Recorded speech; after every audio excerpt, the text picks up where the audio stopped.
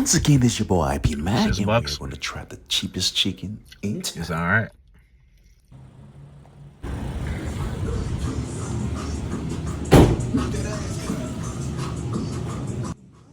Now, what makes this place unique? They boast of having 45 sauces of different kind.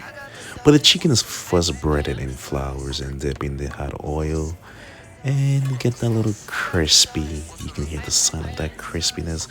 Dash in some sauce and shake it up, baby. Shake it up, shake. And trust me, the breading and the sauce on this piece, you must try.